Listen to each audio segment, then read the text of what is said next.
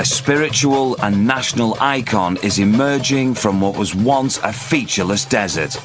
An immense project involving thousands of workers toiling in searing temperatures for more than 12 years. This was the grand vision that's becoming a reality. Abu Dhabi's Sheikh Zayed Al Nahyan Grand Mosque.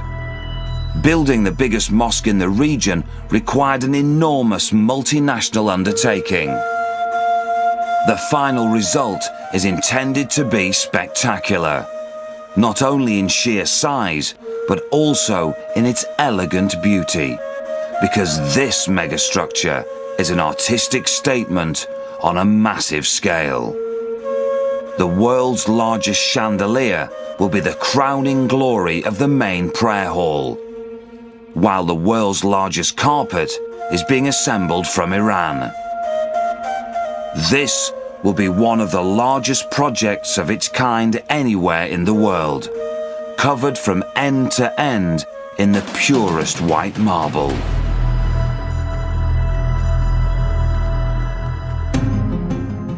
The biggest mosque dome in the world is the project's centerpiece. A global quest to find the purest white marble and the very best marble craftsmen in the world extends to Italy, Macedonia, and even China. Hundreds of artisans cutting and shaping tens of thousands of intricate pieces to assemble a gigantic jigsaw puzzle of monumental marble. It's a massive and complex international effort. Even British, Belgium, Indians, Bangladesh, Turkish, Filipinos, Arabs. 220,000 cubic meters of concrete, 30,000 tons of reinforcement. The best softwares and the best equipment and machinery. The classical and the modern. Although there's a schedule to be met, the Sheikh Zayed Grand Mosque project is not so much a race against time, but an attempt to make time stand still. This megastructure that must survive for centuries, it's got to be built to last. Abu Dhabi is on the coast of the Arabian Peninsula and borders Saudi Arabia. It's the largest of the 7 emirates that comprise the United Arab Emirates and the most profitable.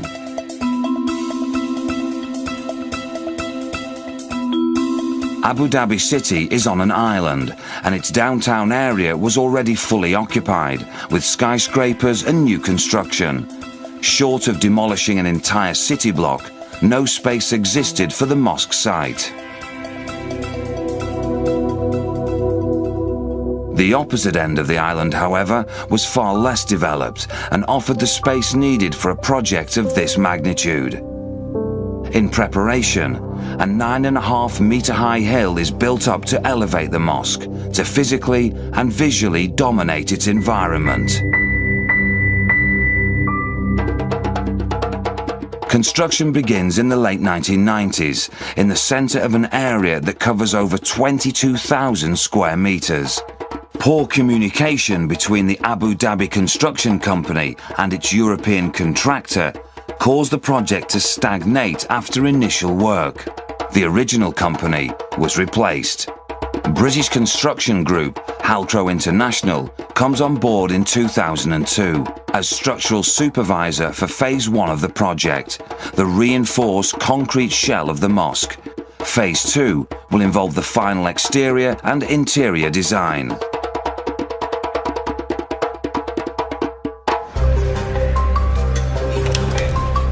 Sami Al-Khazaz heads up the Halcro team, initially responsible for the completion of Phase 1. Great consideration was given to the durability, and the reason for this is the aggressive environment in which this building is being built. Aggressive environment doesn't just refer to the temperature, it's the air salinity that's the real danger. The problem with salt in the air is that it combines with the moisture in the air, and chlorides are produced, and chlorides attack the reinforcement within the concrete. So we try and achieve a concrete with as low a permeability and porosity as possible. This is the steel that's meant to last for centuries.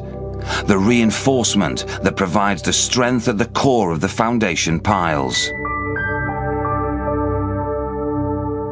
Test bores went down first through sand, then mud, then gypsum, until at a depth of 27 meters, solid mudstone was found to support the piles meant to carry the enormous weight of the mosque.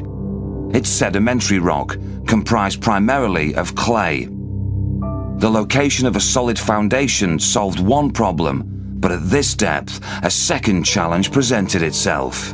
All the piles are effectively sitting in the groundwater, and the groundwater is very highly saline because it's so close to the sea.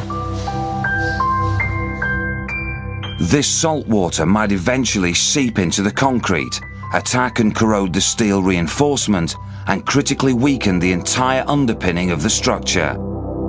After intensive testing, a corrosion inhibitor is included in the concrete design to protect the steel. In those piles we've introduced polypropylene fibers, and this, with the increase in cover to protect the reinforcement, will reduce the amount of surface cracking in the pile. And there are more than 6,000 of these piles holding up the structure, protected and strengthened by tiny plastic fibers to extend their lifetime. It's the air and ground salinity that will dictate the length of the mosque's life. And as steel-reinforced concrete structures are relatively new, the future is unknown territory. Only time will tell if the engineers have got it right. The Phase 1 construction period takes 7 years, concluding with the assembly of the biggest dome of any mosque in the world, nearly 70 meters tall.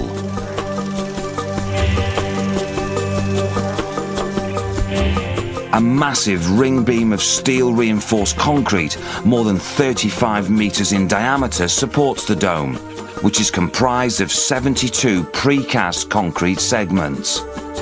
As each level is lifted and positioned, the recesses between the segments are filled with concrete to stitch them together, and the dome is entirely self-supporting.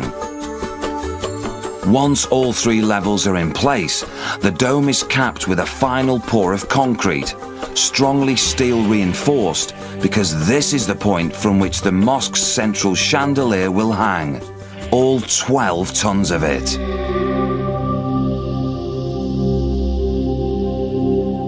The main dome and the 2 secondary domes are constructed to be freestanding and separate from the main prayer hall below, because earthquake engineering has been incorporated into their design.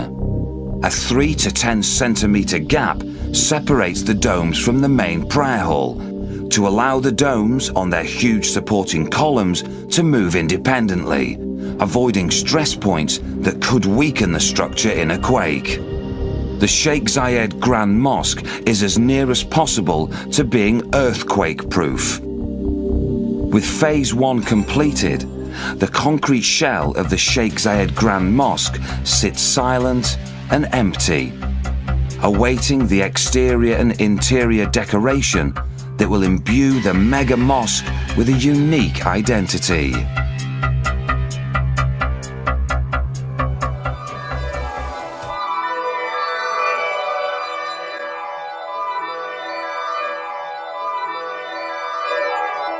Phase 2 of the Sheikh Zayed Grand Mosque project will involve it being clad inside and out with white marble and the installation of the largest chandelier and carpet in the world. The column, the arch and the dome have been described as the trinity of Islamic architecture, and although the mosque remains faithful to predominantly Moroccan-based traditional and geometric design, its contours are more free-flowing and reflect a broader fusion of influences. The design includes 407-meter-tall minarets, 82 domes of 7 different sizes, 96 columns inside the main prayer hall, and 1,096 columns supporting the arcades.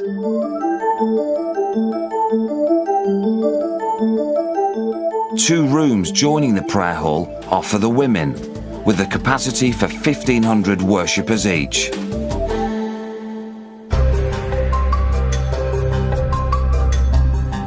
Kaula Al-Suleimani is an engineering graduate from the UAE's Al Ain University, first joining the project as an engineer, becoming deputy project director, then moving up to the top job of project director. As a woman working in construction field, it is not easy. Everybody putting his eyes on this project, as government, as peoples, as foreigner. Why they change? Who allowed them to change anything? She meets with her key associates to discuss keeping the project on schedule. The late 2007 deadline for the completion of the mosque structure must be met without cutting corners or compromising the project's integrity. The objective is to give Abu Dhabi a national icon that will last for centuries. So a quick fix to meet the deadline is out of the question. Although speed's a necessity, completion can't be achieved at the expense of quality, and that won't be easy. Hill International's Samir Ohamud is now under pressure and consults with his engineers about how to achieve the 2007 deadline. Trenches need to be dug and cables laid to fully access the power supply beneath the mosque. Long underground tunnels await electric cables. Much still needs to be done, and time is not on the engineer's side.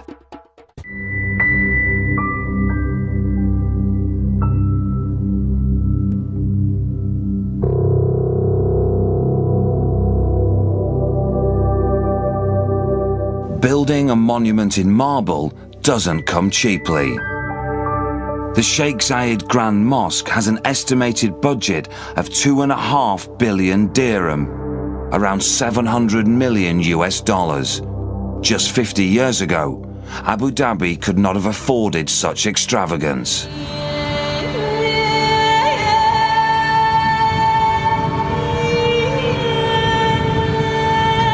At that time, Abu Dhabi had a population of 46,000 people, had no infrastructure, and apparently no future. A collection of tents, huts, and crude buildings, it appeared destined to remain an impoverished desert community on the coast of the Persian Gulf. Neither self-sufficient nor profitably productive, it had relied primarily upon its pearl and fishing industries for its livelihood. But all this was soon to change, when it became the financial linchpin of the United Arab Emirates. Massive oil deposits eventually made the Emirate of Abu Dhabi the key component of one of the richest nations on earth, the United Arab Emirates. Although the Emirate of Abu Dhabi is only slightly smaller than Scotland, and mostly arid and inhospitable desert, the source of its wealth lays elsewhere, off its coastline, just over the horizon in the Persian Gulf.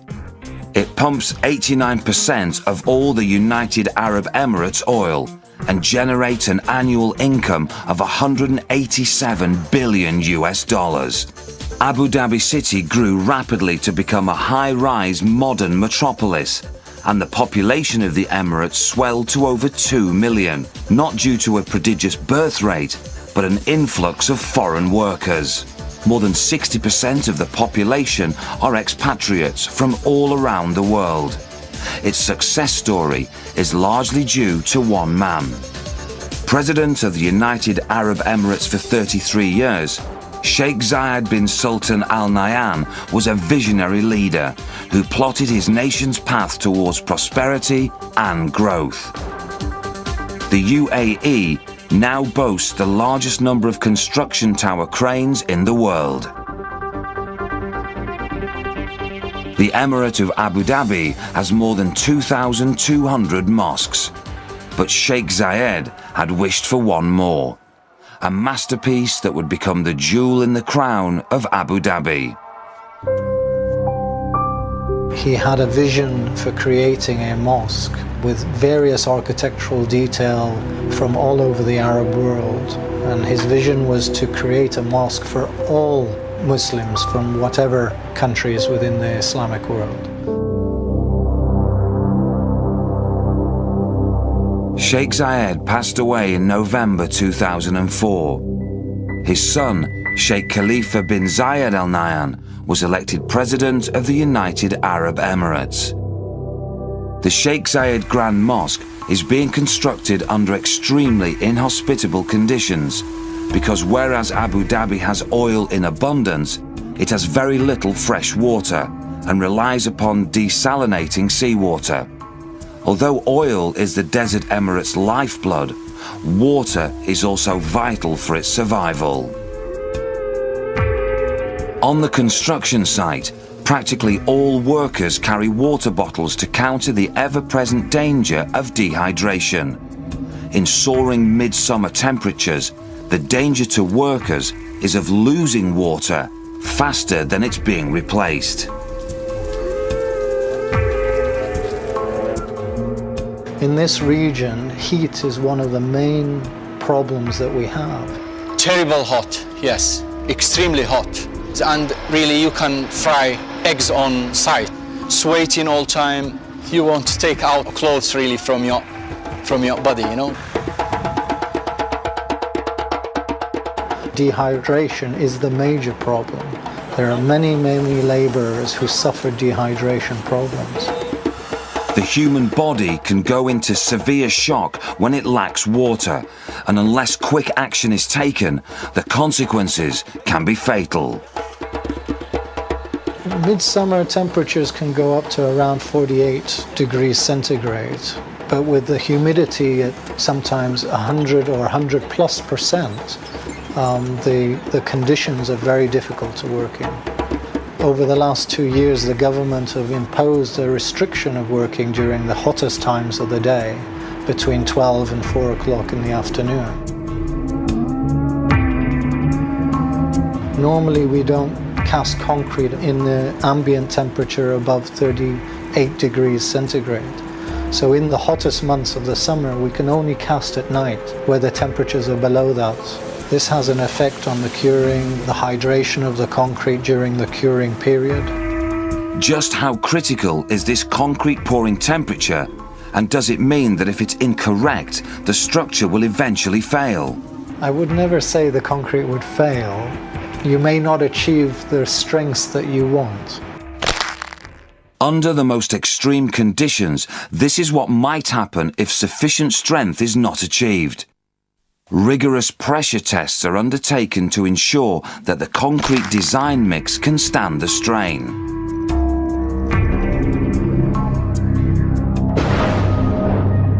Groundwater salinity and soaring summer temperatures could be expected.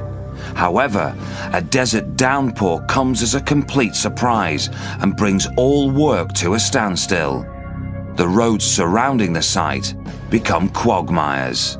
All the vehicles stuck and all the equipment stopped, and even work will stop as well if it was really heavy rain. We cannot expect rain. Although sandstorms are only occasional, strong wind conditions are frequent, slowing down work but never quite stopping it. But high winds present another more serious problem, that of eroding or blowing away the 9.5-metre high embankment the mosque stands on. To stop this happening, the entire hill surrounding the mosque is swathed in heavy green plastic sheeting, firmly tethered down to keep the hill intact. When the completed landscaping is finally in place, sand erosion will cease to be a problem. Early in 2007, all work was stopped and the workers were sent home. Not because of rain or construction problems, but because of visitors. Royal visitors. Prince Charles and the Duchess of Cornwall toured the site.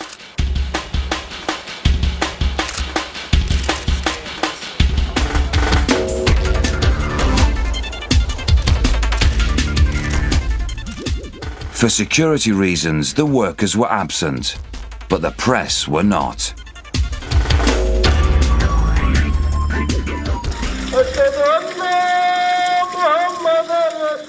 At the project's peak, 2,500 workers labour on site. A great many of them are Muslims, with the obligation to pray 5 times a day. This has been factored into the construction schedule, with on-site mosques for religious devotions. Safety officer Humadan Saleh tours the vast site every workday. With so many workers on site, prevention of industrial accidents has high priority. He's in the world's biggest mosque dome, and decorative panelling has already been installed around its inner parameter. Shortly, the top of the huge dome itself will receive similar treatment. Sufyan S. Saleh is the subcontractor responsible for providing the internal ceiling and dome panelling. Even though we used high technology, even though we used the IT, the best softwares and the best equipment and machinery, we had to go back to the basics, to the human artistic side. The artists were the Moroccans. They're the ones who created the gypsum designs and the positives from which the glass reinforced gypsum was produced. So the designs and concept and the decoration was all the creation of Moroccan artisans. It's a generation business, and they do it by hand. They can carve it, they give it all the life that you need to show in this type of carving. So we had to use these people to create the basic carvings, which were transferred into electronic information with the IT technology, with the CAD/CAM carving machines, and to end up with big production of these highly artistic carved items, yet retaining the basic hand artistic part. On the factory floor, a high-strength gypsum and mineral mix is combined with tiny slithers of fiberglass and sprayed on one of the thousands of molds. When set, it is both strong and relatively lightweight. We had to do a 3D simulation to finalize all the geometry, because these units cannot be adjusted. They are not aimed to be adjusted on site. They have to fit accurately. And they do not only fit in terms of geometry. So if you have 2 pieces that you like them to fit, you have to ensure that their sides fit, side to side, left, right, up, down, bottom. And not only that, you have all the carvings that have different depths, and those carvings should match the carving of the adjacent panels. So you don't have the luxury to adjust anything on site. Once there, they have to be correct. It's over 12,100 panels. Dominating the factory floor is a vast curved wooden cradle, in which pre-assembly of dozens of panels is taking place. Scores of these heavy pre-assembled sections are required, and they'll be secured overhead in the main prayer hall. I would say the heaviest ones were in the range of 700 to 800 kilograms. They are quite heavy as a decorative unit. Maybe the weight of your car, but that you are hanging onto a dome or on the ceiling. In phase 2, the grey, austere concrete vanishes, to be sheathed in dazzling and decorative white. Few projects have used as much marble as the Sheikh Zayed Mosque, which was conceived to have the whitest marble ever found, like another wonder of the world, the Taj Mahal. Marble has been a key feature of Islamic structures, valued for its beauty, strength and resistance to fire and erosion. Phase 2 of construction involves the local company Sixco, coordinating and supervising the work of 38 international contractors. You are speaking about 120,000 square meters of marble outside all around, which is nearly mountains of marble which had to be open and treated to get the extra white marble we are having here. In total, both outside and inside, Nearly 120,000 square meters of marble is required, including a considerable amount of decorative and carved works. But where to find the world's whitest marble? The search would take them around the world.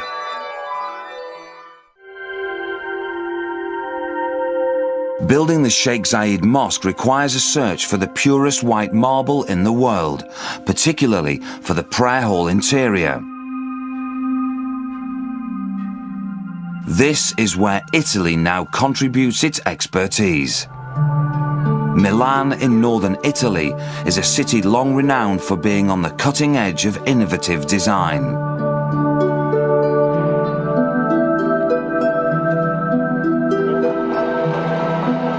It's the home of Fantini Mosiarci, a long-established expert in the business of manipulating marble. When approached to tackle the task of providing and crafting pure white marble on the mammoth scale that the project required, the company contacted Lorenzo Carmelini and an interior design firm, a company with a close association with Gianni Versace on hotel and boutique projects.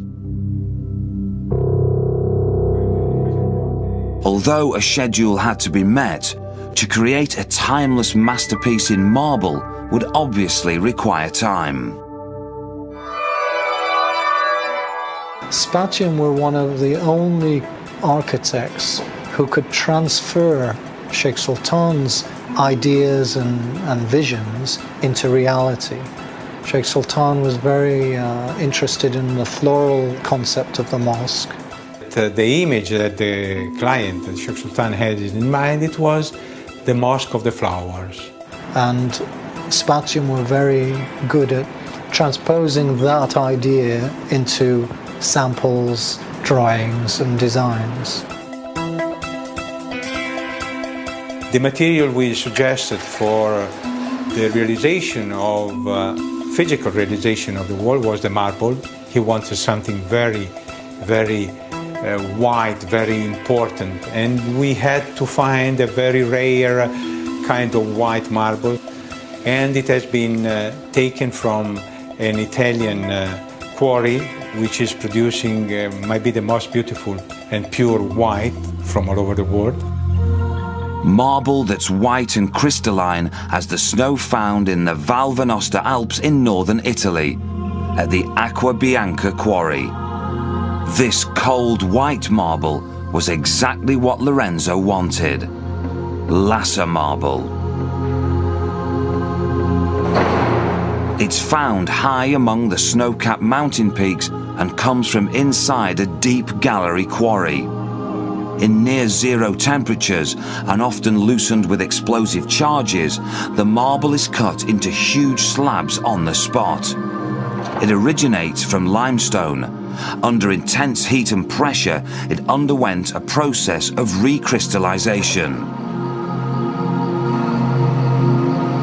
After being quarried and cut, it's taken down to the town of Lassa in the valley below to await shipment to Abu Dhabi.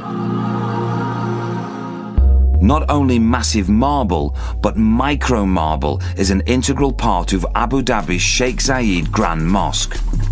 Hundreds of thousands of marble chips comprise the flower patterns on the main prayer hall walls, all hand-cut in Italy. A second team of Italian artisans assemble the pieces, guided by paper patterns to precisely match the floral features envisioned by the designers. The mosaics are handcrafted in exactly the same way that they've been for centuries, and they are designed to last for centuries. This is where the mosaic process begins, and this is where it ends, nearly 4,700 kilometers away in Abu Dhabi. We wanted, yes, to give a new, modern impact, but of course there had to be a sort of a respect and attention to the traditional, let's say, kind of decoration and finishings, etc. A modern version of traditional way to do the cladding walls. Marble, mosaics, glass are materials that have been always used in the history of all those buildings. Dozens of artisans work in sheds on the site, crafting semi-precious stones to be inlaid into marble tiles. Everything is done by hand, and everything is designed to fit perfectly. No computer models, no production line assembly, and quality, not speed, is the keynote. The inlaid marble slabs are polished and ready to be mounted on the 1,096 columns along the arcades that surround the central area. In total, more than 20,000 panels are required. The mosque's 17,400 square metre central area had to be paved with marble as well, and not just plain white marble. The floral concept had to be followed through, and the first design concept of total coverage evolved into a more subtle approach. The Mosque of the Flower isn't meant to be overly ostentatious, so the floral design becomes a perimeter feature swirling around the edge of the central area of dazzling white marble.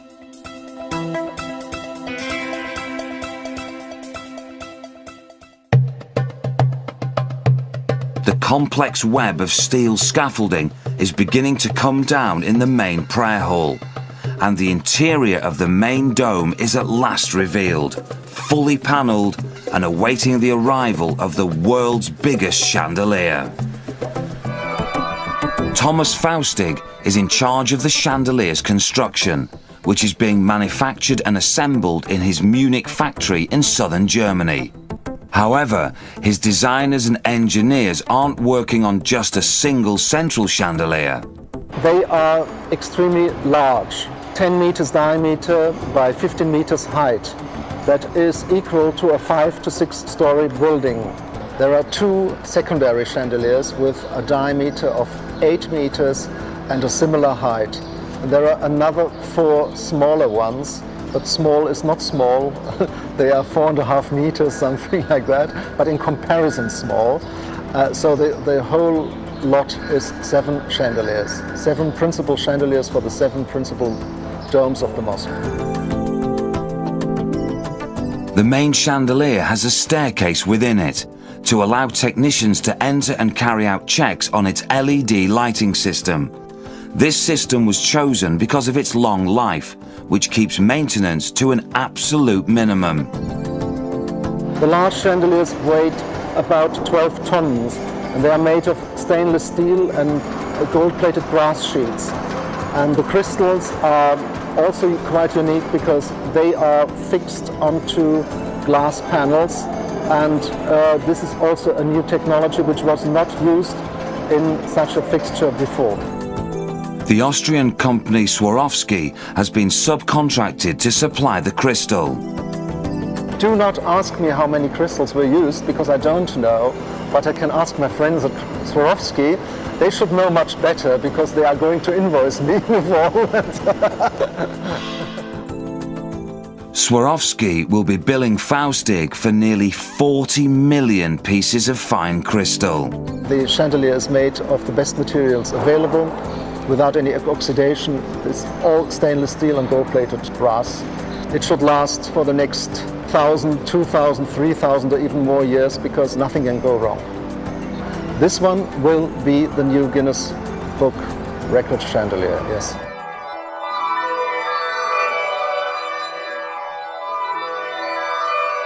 And below the world's largest chandelier will be the world's biggest carpet. It's being woven across the Persian Gulf in Iran and designed by Iranian artist Ali Khaliki.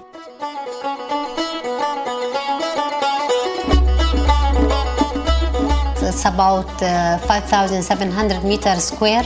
It's been woven in Iran by hand, totally by ladies, women who's doing this. About 1,200 women work in 3 shifts to finish this carpet. It consists of 9 pieces. 1, 2, 3, 4, 5, 6, 7, 8, 9. About 2.5 billion knots in the total carpet, maybe more. The size it will be about 5,700 square meter, and the weight will be 47 ton, because there's a 12-ton cotton they're using, and the rest is the wool. It's take about 2 years. The 9 segments will be shipped to the Sheikh Zayed Grand Mosque, where a further task is being undertaken. The carpet segments must be seamlessly woven together as they are laid in the main prayer hall. This will produce the impression of a single piece that covers the entire area, and the Iranians have been flown in to carry out this task. 50 to 60 people going to work for 4 months. It's something unique. And our carpet considered to be the biggest one in the world.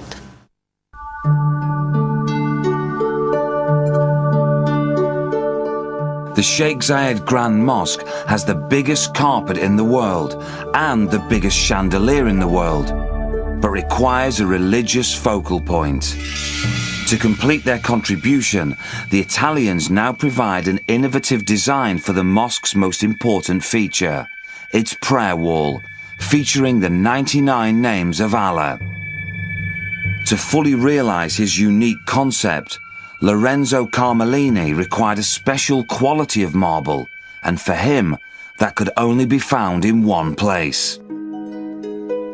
Pietrasanta, on the western coast of Italy, has been associated with marble since antiquity. It's a picture postcard town, popular with tourists, and many contemporary sculptors have made it their home. Its famous past resident, the legendary Michelangelo, is still remembered and revered today.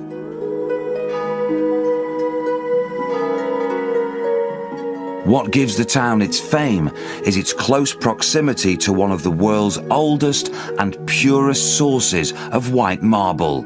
Here in the mountains, less than 15 minutes drive away. The vast quarry of white marble is where Michelangelo selected his material. A quarry that provided much of the marble that adorned ancient Rome at the peak of its empire, and the same quarry that today is supplying the marble for the Sheikh Zayed Grand Mosque.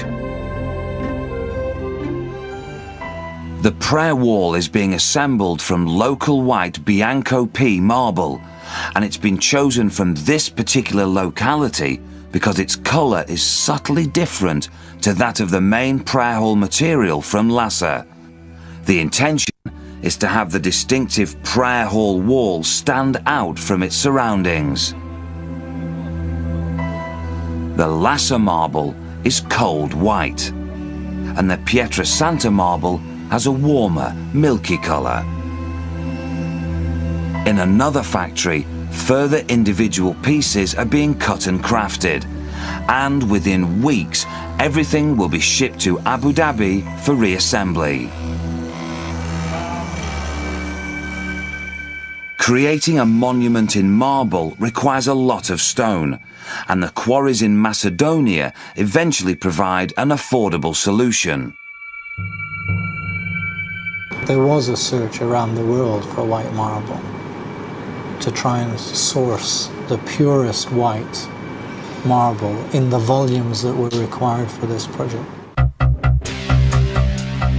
The marble from Macedonia that's to encircle the huge supporting columns in the main prayer hall is cut into thick slabs and shipped to Dongguan in southern China. This industrial city is one of the many worldwide locations contributing expertise to the project, and Kaula al-Sulaimani and her advisors regularly visit all of them to check on product quality and progress. Their supplier is part of one of the biggest marble and granite working conglomerates in the whole of China. The project director's focus is the marble being delivered here from Macedonia. Hundreds of interlocking segments are being meticulously carved, polished and inlaid.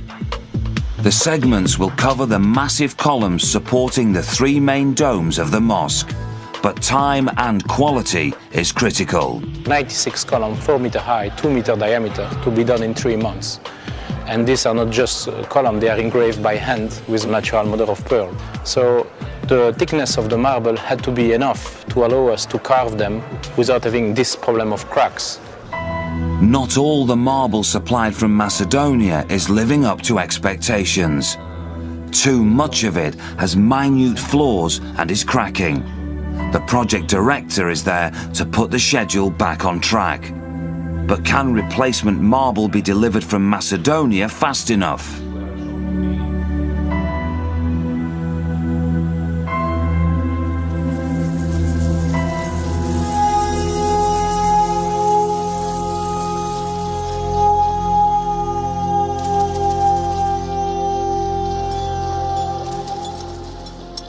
The exterior marble cladding for the 82 domes of the mosque has been completed.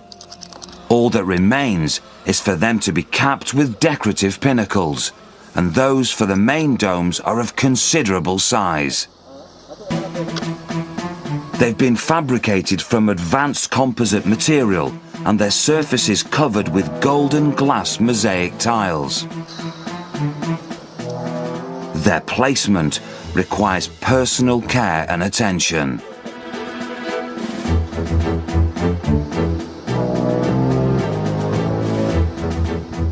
So members of a specialist Malaysian team strapped into safety harnesses ride the pinnacles aloft to secure them in place.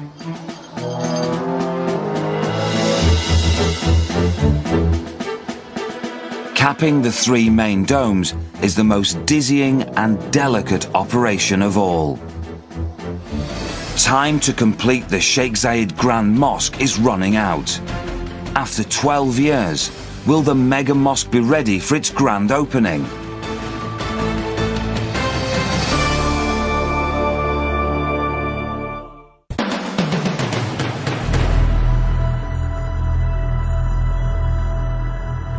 The opening of the Sheikh Zayed Grand Mosque is now just days away.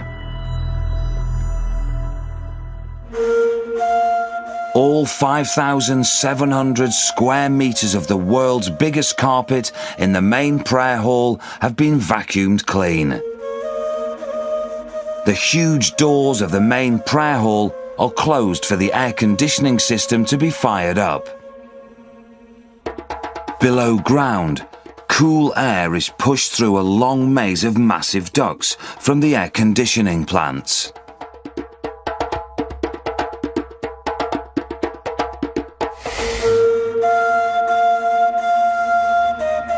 Outside, landscaping is put into place that will eventually encircle the mosque. And as shadows lengthen, the work of cleaning and polishing in the central area goes on long into the night.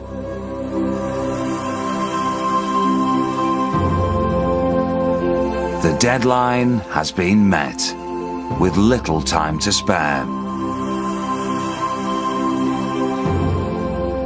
And evening sees the main prayer hall's interior mellow into a warm, ethereal beauty.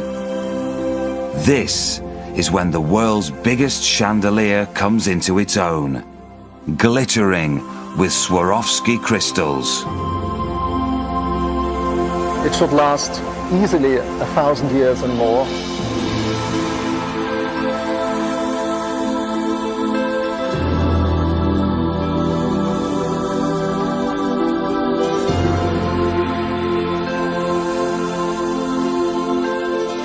It is a huge project. It's considered the third largest mosque in the world. Non-Muslims aren't usually allowed into mosques in Abu Dhabi. However, the Sheikh Zayed Grand Mosque is an exception.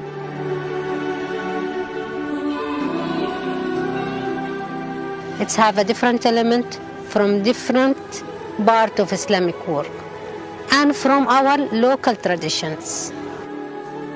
A place for all Muslims from different world to come to visit. Not just the Muslim, everybody. it's incredible to see the quality achieved and the time the deadline was met. It's good to be here and to see people enjoying the visit. We have a special scenarios for lightings. We have a special lighting for occasions. We have a special lighting for morning time, and we have a special lighting for nights.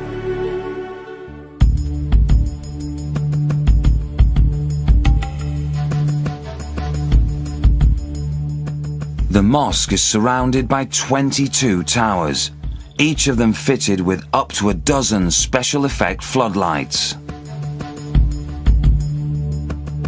The exterior lighting design recognizes the connection between the lunar cycle and the Islamic calendar.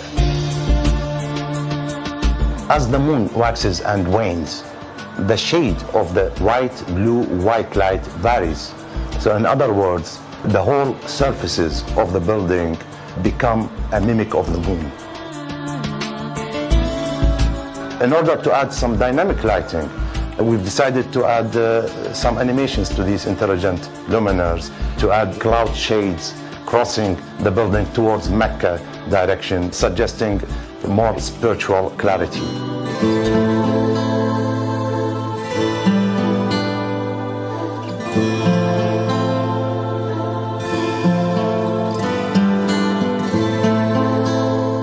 The late Sheikh Zayed's vision is designed to become the centerpiece of Abu Dhabi's heritage, a megastructure of enduring beauty.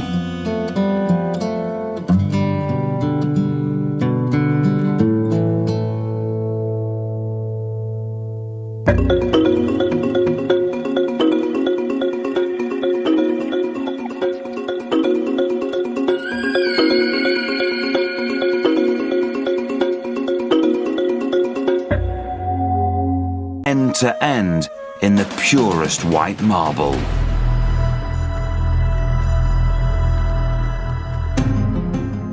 The biggest mosque dome in the world is the project's centerpiece.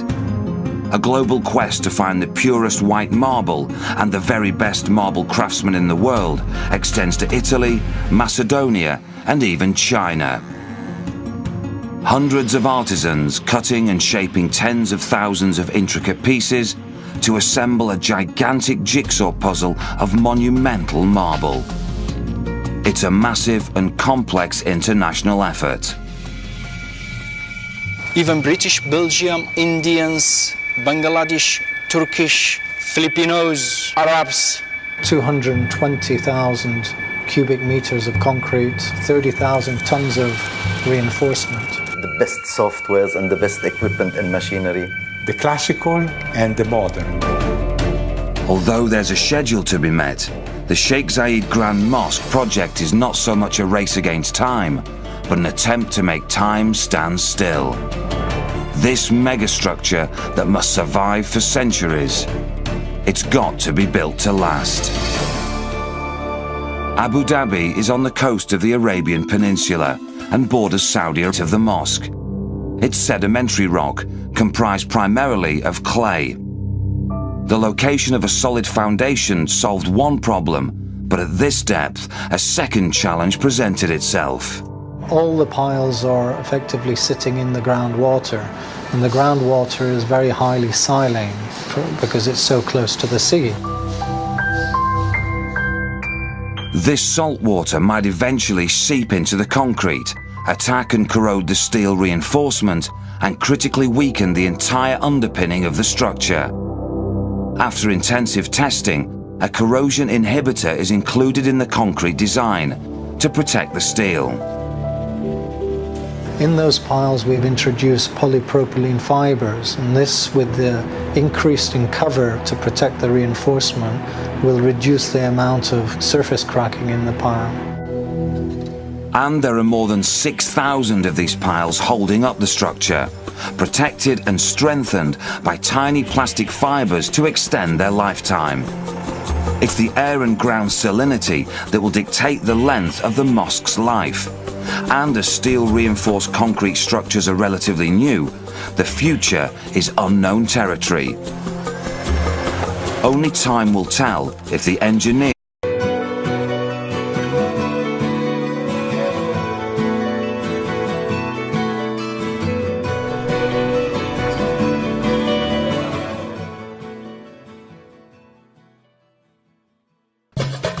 spiritual and national icon is emerging from what was once a featureless desert.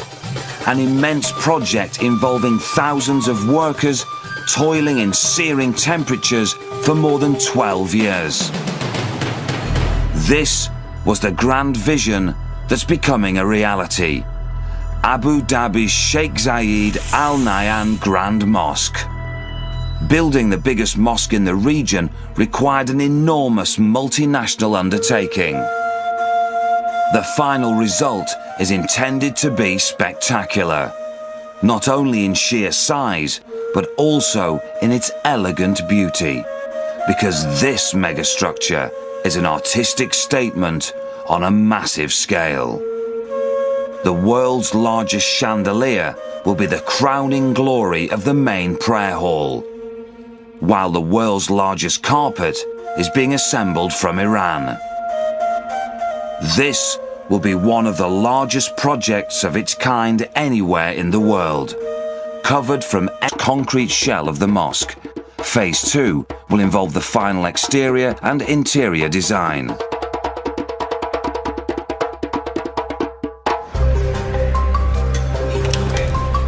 Sami Al-Khazaz heads up the Halcro team, initially responsible for the completion of Phase 1. Great consideration was given to the durability, and the reason for this is the aggressive environment in which this building is being built. Aggressive environment doesn't just refer to the temperature, it's the air salinity that's the real danger. The problem with salt in the air is that it combines with the moisture in the air, and chlorides are produced, and chlorides attack the reinforcement within the concrete.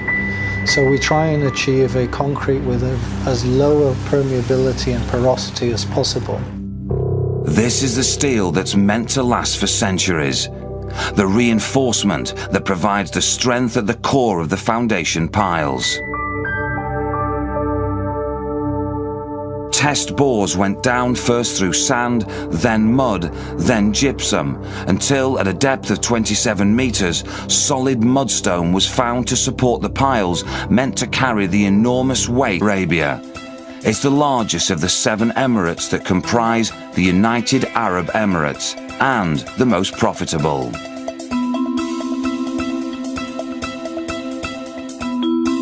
Abu Dhabi city is on an island, and its downtown area was already fully occupied, with skyscrapers and new construction. Short of demolishing an entire city block, no space existed for the mosque site. The opposite end of the island, however, was far less developed and offered the space needed for a project of this magnitude.